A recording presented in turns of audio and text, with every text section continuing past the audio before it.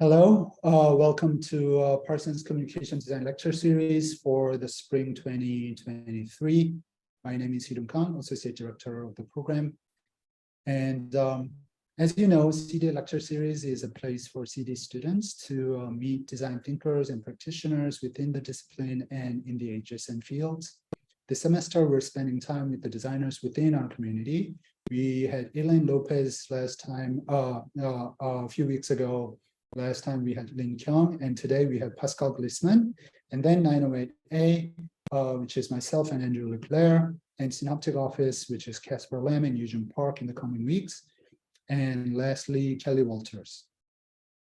The lecture takes place in every 2 weeks on Fridays, 3 p.m. Eastern throughout the semester, and you can find out more details about this lecture and the past lectures for the upcoming lectures from the CD app, and watch the past lectures from our YouTube channel.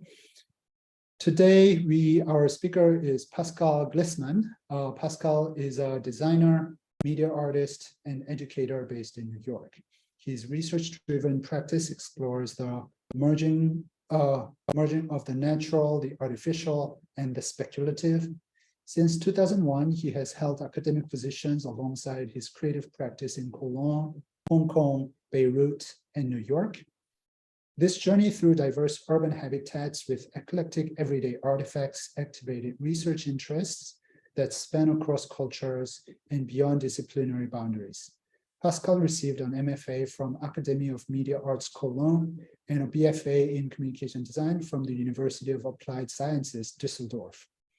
He is currently an Associate Professor of Communication Design and the AAS Communication Design Program Director at Parsons. Pascal's work has been exhibited in group shows at various international venues, including Ars Electronica, Siggraph Los Angeles, Miró Foundation Mallorca, Kiasma Helsinki, Palazzo, delle Arti Napoli, and the New Media Art Festival in Japan. Thank you again for presenting today, Pascal, and the room is yours. Thank you, Rune. Thank you so much for this introduction and for organizing the lecture series this semester. So I'm just going full screen here. Hi, everyone. Thank you so much for spending this Friday afternoon with me. And quite frankly, in my ideal world, spending a Friday afternoon with all of you would look more like this. Hanging out together in a room, looking at stuff we're excited about, and just have a conversation. And when you look at this picture, you probably notice that we see a single screen and a group of people hanging around.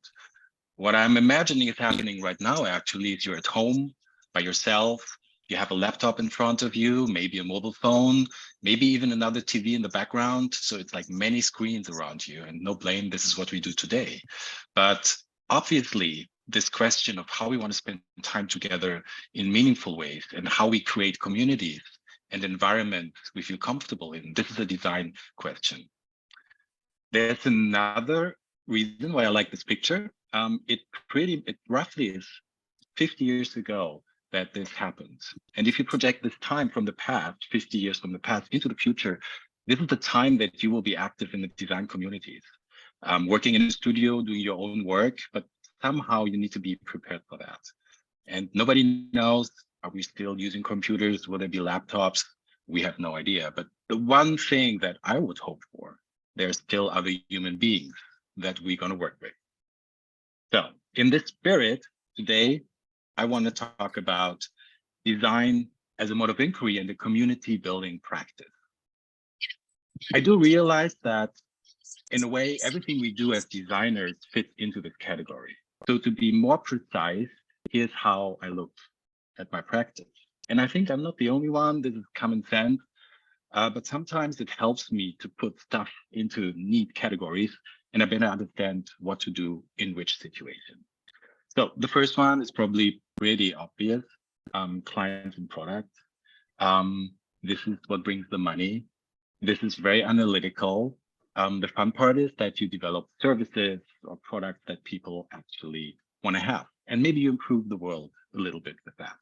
I personally love to work across media. That means you always have to learn a lot. It also means there's always somebody who knows things a little bit better than you, but that's just a decision you make at some point. I'm not going to talk about this today.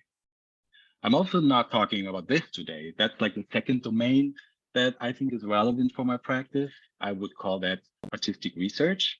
So for many years, I was interested in experimental electronics, which you can see on the left side. I did this with my professional partner Martina Höflin. And we created these little creatures fed by solar energy to question the boundaries between the artificial and the natural. And today on the right-hand side, I'm still looking at artificial and natural, but I'm using practices from geology. I'm using machine learning to see if there's something new that I can figure out. This is stuff I'm super passionate about. And sometimes if people like it too, it ends up in exhibitions or in other contexts. If you happen to travel to Asheville during spring break, there's a cool show about minerals and geology, and there's part of this stuff that you see on the right-hand side. But I'm not going deeper into this. What I'm talking about today is something I would call ecologies of knowledge. So design is a mode of inquiry and a community building practice. And I will focus on two objects that pretty much shaped my practice over the past 10 years. The first one is the Faceless Disc, and this is an initiative I'm co-directing with Olivier Artioli and Andreas Henrich, both in Germany right now. Rune mentioned that I've been living in different spaces, different places. So that's my home. I spent a lot of time in Germany teaching, working. I moved to Hong Kong for 2 years, moved on to Beirut in Lebanon for 2 years, and at some point ended up in New York City. So all these places have a very distinct visual language that not only shapes the face of the urban environment, but also impacts everyday culture. And in all these places, I've also been teaching typography, which is kind of a challenge if you're not super familiar with the local writing system. And part of that was always a class in typeface design. And I'm not a typeface designer at all. I have a lot of respect for people who are really good at that. But I've been always fascinated by the idea of a font, this little piece of software code that you could hack or mess with. So what I wanted to do with students is actually make an observation of the environment. And here are two examples. Chi Yiping, she was fascinated with the bamboo scaffoldings in Hong Kong, and Eric Massot, who wanted to talk about the traces of the civil war in Lebanon. So the idea was really to push technology and not develop the typeface. But somehow they translated this into something I would call lettering, not even typeface design. And they all had to create a working font. That was a requirement. And since I believe fonts are developed to be used, I created this online archive. It's still available. Most students were excited about sharing their work so other people can use them for non-commercial purposes. But you can see they all looked at their environment and created an experimental something, not a typeface. So I really enjoyed this process, looking at the environment, translating that into a visual system. And at the same time, I met all these amazing people who were interested in visual language in these different parts of the world. So when I moved to New York, I wanted to start a collaboration. And at that time, I was looking for a language or a script that people could relate to across cultural boundaries. And I looked at the Faceless Disc, trying to figure out what could we learn from this artifact. And another disc that I've always been excited about is the Golden Record. So putting these two next to each other, I thought there's a lot of happening here. There are two discs, they're both devices of media technology, and they both have this inscribed spiral information. One of them was found 100 years ago underneath layers of soil, and the other one was sent into space 50 years ago. So what's actually happening is these two discs are separated in their distance by the second. The Faceless Disc was found by the Italian archaeologist Luigi Pernier, and even though its purpose and authenticity are still discussed, it's considered to be an early, if not the earliest, document of movable type printing.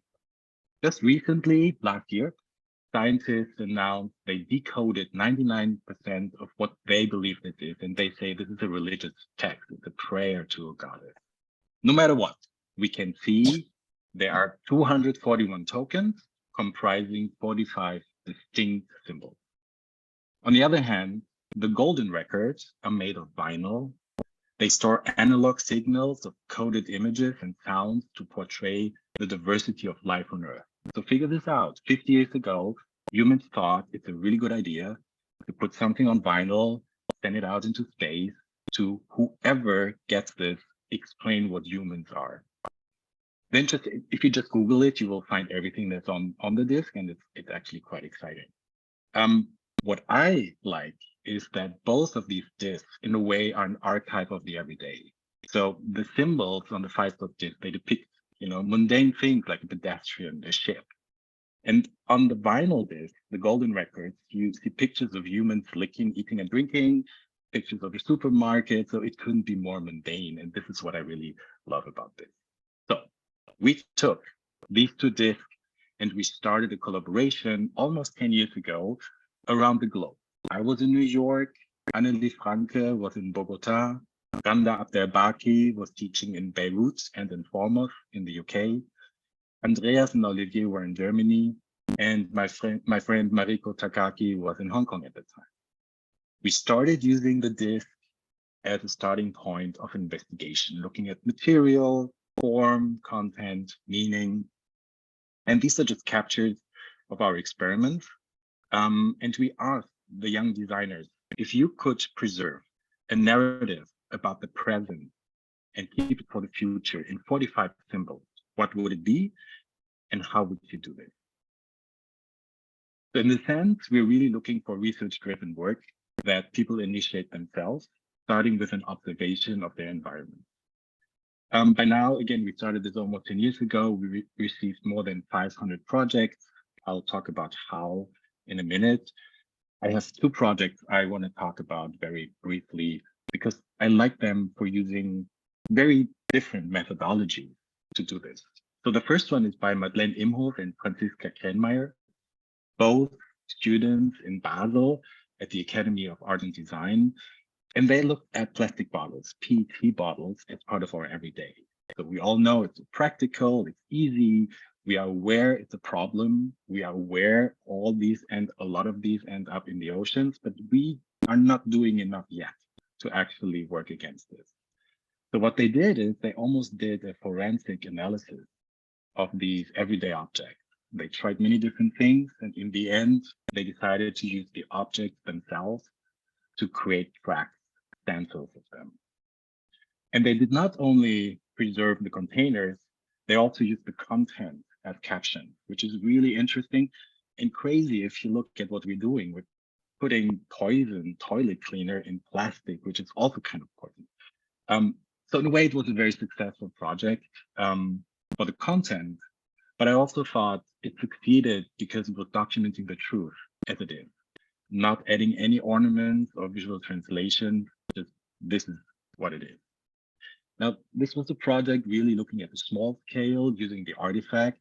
The next project is doing the opposite.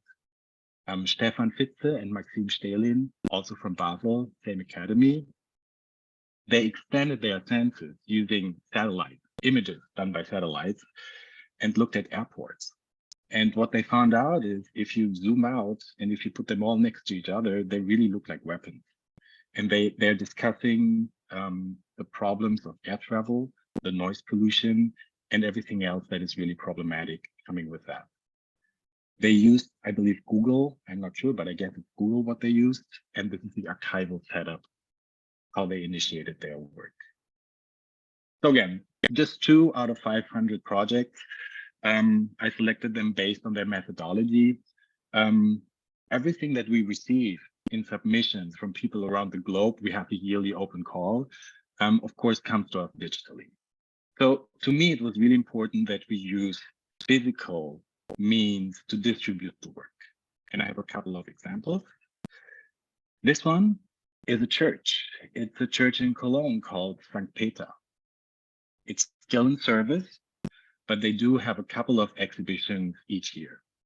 When I met the curator, and the curator was asking me, independent of the project, could you imagine to curate a show into the church? I was thinking about the Crisis Project, because the church is full of artifacts that represent identity. And that is the same for the project that we received. People around the globe translating somehow identity into visual systems. We decided to install this gigantic spiral, which wasn't easy at all. Not only just practically, make sure it looks good. We had endless conversations with the producer of vinyl, because of course we could not harm the beautiful floor of the church. But we made it happen with a lot of help. And in the end, it became a really interesting place for conversations. We thought, since we're in a church, we're not doing a catalog like you would normally expect, but we're using something that already exists in the space. These little books, mostly with songs, if you want to, be part of the community. So we use that to actually explain what all these projects are about. So people would come in, it's almost like a meditation to walk around the spiral, but then this little book would explain what they are looking at.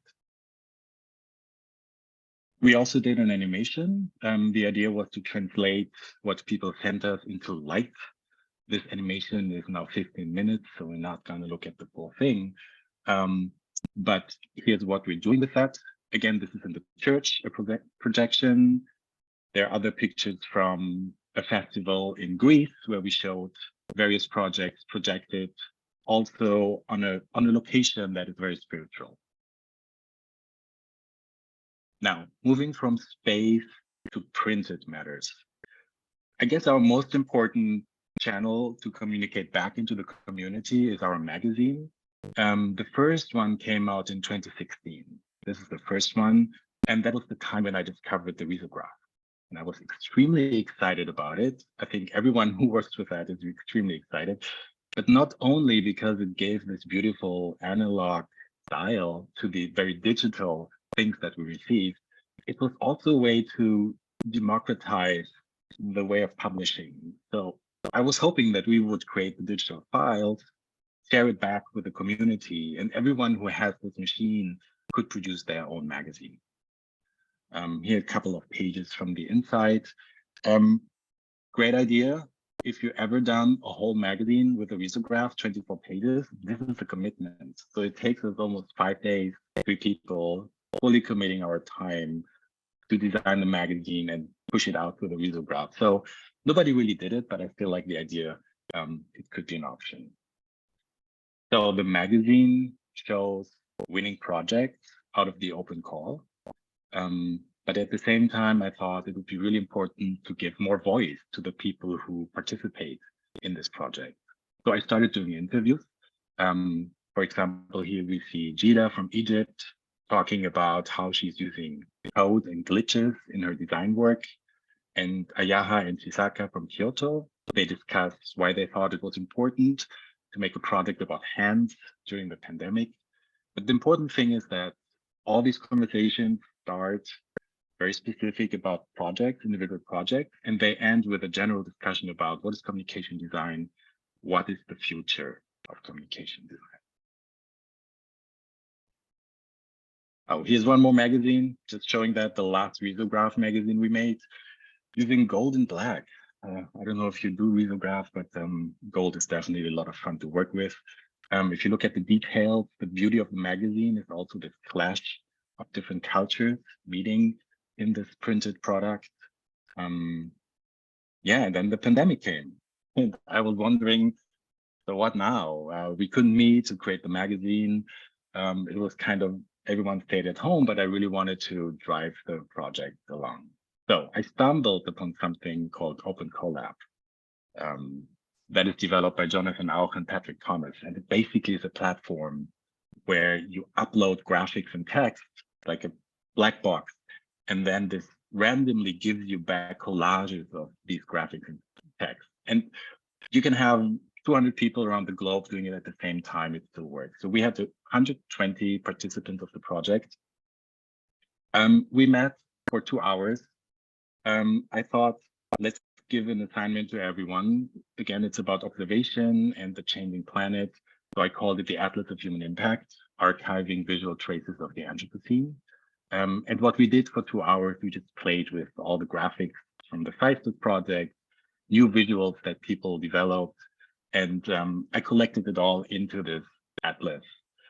I also thought, let's not print, 500 books of something nobody wants, so it's on demand. I think it's still available. So people who participated in the workshop or anyone else can just buy a copy on 3 different platforms. But I like the idea of not producing stuff that's just in my office, but it's just for people who really want to have it. So this was the past. Now I want to talk about the present just for a second, because we do have an open call. So if you're interested in this, if you have a work that you think could fit, if you have extra time, we do have a deadline in July. We're accepting new projects. The idea is that the project will be 10 next year. And talking about building communities, I think it's also a good idea to sometimes say, this was great, this was a good experience, but now maybe it's time to move on. So we decided this is the last open call. We will create a robust publication next year, inviting people to write about the disc, but then also put in some of the work that we received over the past 10 years. So 45simos.com has all the details on how to submit your work. Please do. If you have questions, I'm happy to meet. You will see, I'm not explaining the details. There's an international jury. You will see the people who will look at your work, select the work, and then the selected works will be published. Now, this might be a good moment for a short break, since I'm moving on to another topic.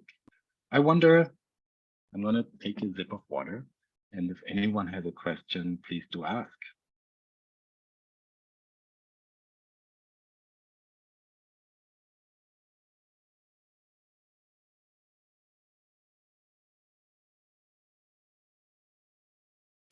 Okay, let's move on then, I would say. Sounds good. Rune? All right. Talking about something else. Sorry, just having some problems here. The other part that I wanted to talk about today is the Observational Practices Lab.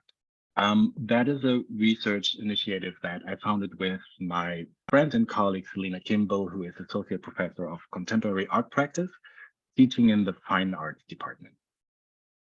We shared an office and we discussed many times what it means to observe and what it means to translate that into visual work. And we founded the lab in 2015, and this happened in 2016. So obviously, we learned that even when we look at the same thing, we're not seeing the same thing. So how could we create a meaningful discussion around observation across disciplines to learn from one another? We thought if somebody wants to make America great again, maybe we start by asking, what is this America? And our idea was to use an everyday object, look at this everyday object, and start a discussion around this to exchange our different perspectives. Now, we are not experts in curating collections or working with collections in museums, so we thought somebody else should give us an object. And Ellen Lupton is not only a fantastic graphic designer, she's also a senior curator at Cooper Hewitt. So we asked her, what do you think? Give us an object out of the collection that you think represents America from the past, but also into the future.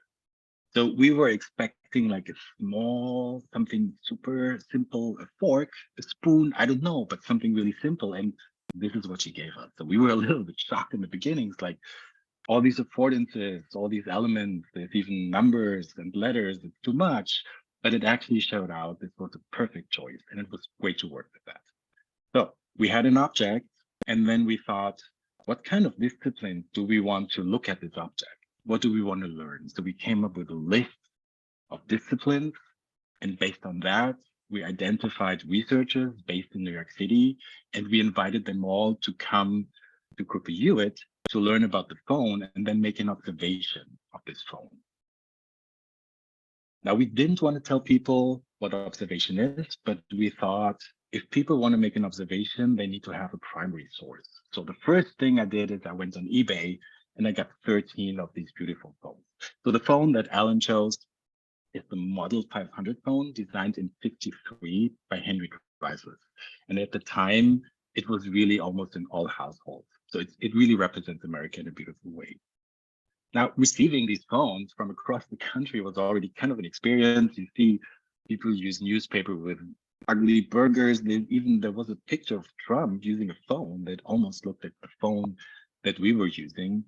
There were stickers of cats when there shouldn't be stickers of cats. And of course, all these traces of usage were beautiful.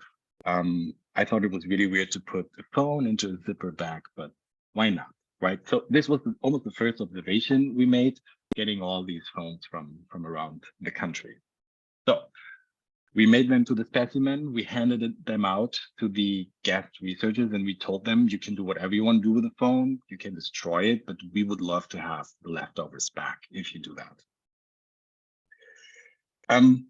All researchers came back, give a lecture about how they observed the object. Here are a couple of examples.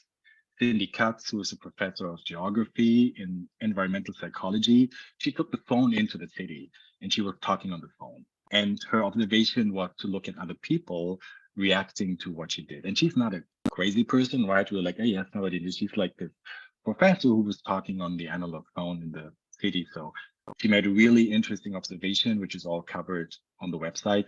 Fernando Kawai is an assistant professor of clinical medicine. He talks to people at their end of life.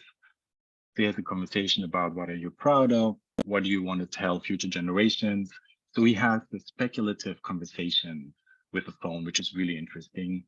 And Rocky Mantis is a musician in New York. He used the phone for an actual performance during his lecture. And Albie Thompson, a writer, she actually plugged in the phone at home. And since she's a writer, she found people in prisons who would write poems. And she invited people to call her on this phone in her home and read a poem to her. It's a beautiful project. All of that is collected on the website, objectamerica.org. Movies of the lectures, but also transcripts of what researchers gave us back. And maybe from the design perspective, for these websites, I use WordPress. For this specific project, I used a template, which I would have said this is never okay to do it. But you know, if you don't have time, if you don't have the money and the budget, I think today templates are so flexible that with a little bit of coding and hacking, you can really make them their own. And it's a great starting point. But what I really enjoy is doing all these things at the same time, designing a little bit of coding, light coding, CSS, HTML, maybe some JavaScript, but then also writing, editing text. So what I really enjoy is when it all comes together, being aware that, again, for all those distinct actions, there's always somebody who can do it a little bit better. But I just really enjoy doing it all at the same time. So objectamerica.org is the documentation of all of this. Another thing we do is we take the ways, the methodologies of our guest researchers and translate them into instruction. So whatever these people did, you can do the same thing with a different object. This is something we use in our teaching. If you're stuck in your research or you just have an object you're interested in, the observation scores that are also published on our website could help to look at your object in very new, unexpected ways. Now, I'm almost wrapping this up, but again, something happened. This time it was not the election, it was the pandemic. So Selena and I, sitting in our apartments, we felt like it was really cool to work with the museum collection, but we would be interested in working with citizen researchers and just see what could we do, like a crowdsourced observation of the pandemic, what could that look like? And we published instructions on social media, which is basically these 4 points. And it's all about look around, choose objects that over the pandemic, you think you change your relationship with, document it and put it out on social media. And here just a few examples. People got really creative. We got responses from photography classes, teenagers, to grandmothers. So it was something that really worked across all sorts of demographics. A couple more examples. Okay, all this came together in the Atlas of Everyday Objects in the age of social isolation. I used, so people could publish on Twitter, Instagram, whatever, and I used the software to pull all these submissions together. And now, again, looking into the future or the next step, something happened again. This was a flood in Germany, happened in 2022. This is probably too much information, but these are my feet on the left, because I still have a home, a place in Cologne. We never had a problem with water, and for the first time, the basement was completely flooded. And on the right side, that's my family close to Cologne, in a little village. It was completely flooded, so something happened again. And this is not the only thing that happens about water, but we thought, let's look at water. We had an object from a museum, we had something crowdsourced. Now we want to combine these two things. Not everyone has access to water, but we would like to do an observation, a global observation of a glass of water. What does it mean to look at a glass of water? And last year we started this. Here's a list of researchers. Again, you see it's from very different sciences. It's a mix of natural scientists and artists. And we invited them to look at a glass of water and tell us from the perspective of their discipline, what they see and how they look at it. Again, all this is documented on a website. The idea is first the phone, now the glass of water. So they look similar. It's almost like a printed publication series. And this is called the Atlas of Looking.org, if you're interested in that. We are getting better in actually asking people to send us more visual material. So we have more than the text. And this is also online. We will start a citizen researchers part of this soon. So look out on social media. If you want to be part of this, we'd love to know how you observe a glass of water. Now, in the spirit of what I said in the beginning, creating community, these are the ways you're invited to participate. The open call, 45 symbols, it's all on the website. Please submit your work. And if you're interested in what I talked about during the second part, Selena and I are offering a UTNF class in the fall. It's called Radical Records of Nature. So join us for that if you like to make observations. I'm going to leave the screen for a moment. Rune, I hope that's okay. Thank you, everyone. Thank you so much.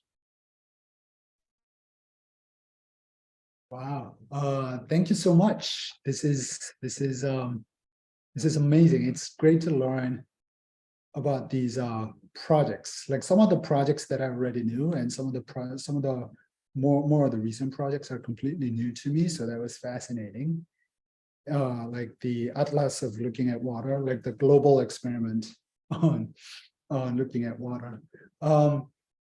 So this is a great moment for all of us in the Zoom to ask questions to Pascal if you have anything. And while those questions are coming in, I do have a couple of questions for you, Pascal. So just listening through how you're explaining about your project, and it's kind of visible through your presentation that like you have like foundational interest in observing as an act, and just in like your lab is named Observational Practices Lab, and Feistus projects, and even the type class, the typography classes that you're teaching in different cultures. You're asking students to like observe the environments and then extract some interesting aspects of it. So I was wondering, I mean, as a person who's always curious about like how people start these kind of interests, so I'm just wondering whether you can tell us a little more about how you developed this interest in the beginning. Like how did you you know what I mean? Like, how can you tell us a little more about like how you grew interest in doing this, like observing as a thing? Yeah, absolutely. That's a great question. And it's everywhere, even in the title of my research lab. And I think a lot came from living in these different places around the globe. One thing you just do automatically, I mean, you pay a price for doing that, I would say. But if your passion tells you you really want to live, in Asia and in the Middle East, it's just like what you need to do. Then observation and really taking in what's happening around you is a key thing that you want to do. Otherwise, it doesn't make sense to go.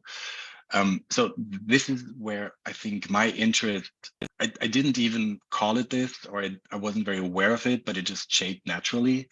And then I observed in my teaching that when I was asking students, okay, do a visual diary for the next week and come back.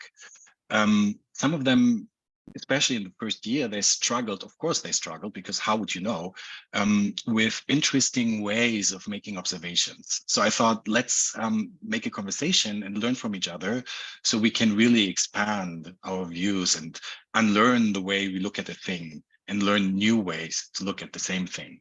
I also think that, coming back to the communication design lecture, I think I was always thinking communication design is like taking in information, organizing it, giving it a layout, and then disseminate it again, circulate it again. But I think it's really more important that even as designers, we are part of creating knowledge, maybe in unexpected ways or in experimental ways. And we are part of that conversation, not only making sure people understand what humans know, but be part of creating that knowledge. It's a great way to put it. Sorry. Yeah. Thank you so much. I actually have another question. So another big aspect, this is also the thing that you mentioned in your presentation. Pretty much all of these projects that you shared today involves this community, like this cultivating a community as sort of a central part of the project. Which I think is, like very different mode of practicing design, say compared to like getting a job as a designer and work for your commercial client for the most of the time. So how do you see it? How do you see the value in doing this mode of practice? And how does that impact? Does that impact what you do in the other two parts that you didn't share too much in this presentation? Or what's the relationship between these like three kind of buckets of things that you do as a designer? I think it definitely has an impact on each other.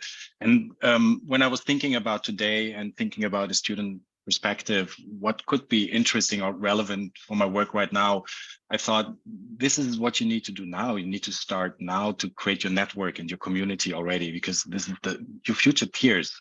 This is what you will enjoy the most, working with them.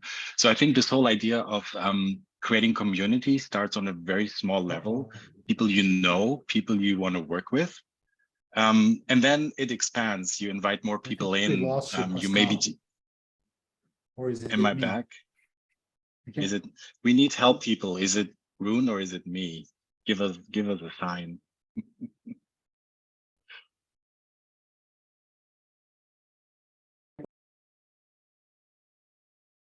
Okay, I think we're all back. Yeah. Okay. I just keep talking. So I think the important thing is that you have this core group of people you work with. Because what happens if I stop working on these projects that I talked about, that nothing will happen, right? There's no client saying, hey, I'm not paying you or something. So it's really up to us to keep this going. And this can be hard if you're by yourself, because even if you love the project you're doing, there are moments where you feel like, I don't know, does the world really need this? Should I just stop doing this? And then having a partner who said, no, this is important. This is actually the important work we're doing. That really helps to keep going. And it's also, sometimes you just overwhelmed, you have other things to take care of, personal things or work things. So another person can step in and actually drive the project for some time. So it's really important to have that nuclear family in terms of collaboration. And once you figure that out, it's really fun to invite more people into the project. But I do believe it's really important to start even now, no matter if you're in your first, second, third, or fourth year of a bachelor's program or in the AAS program or MPS program. Now's the moment to actually think about what is your community? Who do you want to work with for the next 20 years? That's a really beautiful way to put it. I'm still waiting for your questions from the chat. Yes, we have someone raising hand, Dani. You can either speak up with your microphone or you can put your question in the chat. Okay, cool. Hi, Pascal. Hey, Dani. Nice to hear from you. I was kind of curious about when you do these projects. I don't know if this makes sense, but how do you know if a project is quote unquote successful or if it's, achieved what you're trying to seek out? Because obviously it's very different from typical projects that some designers may do that, maybe involve a client and there's a very clear goal and a very clear initiative that you need to do. But these projects that you do that are amazing and also very different. Yeah, just wondering, how do you know when you've kind of the project has kind of brought what you wanted it to bring to the world, if that makes sense? That makes a lot of sense. And it also, then the question is also, how do you know it's not successful and you just should stop doing this? And I think there's two answers to this. The first answer is sometimes you just do work. And I think this is more in the domain of artistic practice, which I did, artistic research, which I didn't talk about today, where you basically really do the work for yourself. You don't care if anyone needs this. You don't care if anyone wants to exhibit this. You just feel like, I need to do this. And with these projects, you just keep doing. And maybe eventually somebody gets it and wants to show it or do something with it. But even if it's okay if it doesn't happen. Now, the other part of this answer is being in academia. It's also part of my job to write about what I'm doing, to publish articles, to talk at conferences and all that. So as soon as I notice that people actually invite me to talk about a project, I think the Atlas of Everyday Objects in Social Isolation is a great example. Selena and I were literally sitting in our kitchens, figuring this out, laughing a lot, having fun, but also it's kind of a serious topic, but we had no idea if anyone would care. But then first people started writing about it, people invited us to talk about it. So then that is the moment where you understand, oh, this is actually, people are interested in that. I think that's important, but I do want to emphasize again, it's not always necessary. Sometimes it's okay to just do the work because you have this passion and you just want to do this. Awesome, thank you. Thank you, Dani.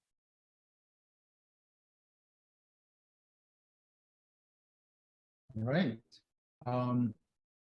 Unless there is any more questions, it's past 3:45, so we could also wrap this up. Thank you again. Thank you so much, Pascal, for presenting, sharing this beautiful. Oh, we have one more question. Let's take this one, if you're okay, Pascal. What is your experience? This is coming from Cooper. What is your experience starting and thinking about projects that you don't have traditional expertise in? I think this sounds like a really great question. I'm trying to wrap my head around it. Something I don't have traditional expertise in. Maybe the first step is to question the concept of an expert. I mean, if we all agree that nobody is an expert, that would be helpful. And I think just being very open-minded about what I said before, the process of unlearning and then learning again is really important. And in that sense, an expert might be more challenged to unlearn. So I think it's totally okay to say, I don't have expertise in this. I'm going to ask people about this. So when I'm, for example, the Atlas of looking at water, all these people we invited, Lena comes out of the visual arts, I'm coming out of the design and also fine arts. We have zero expertise in any of those natural sciences or social sciences. So we really, from the first moment we approach people, we ask for their help. Like we even ask, is our question okay? Does our question make sense to you? Or should we use different language for that? So I think that the method of approaching this is just acknowledging, I don't know anything, and let's start from there. I'm not sure if that answered your question, but feel free to have a follow-up.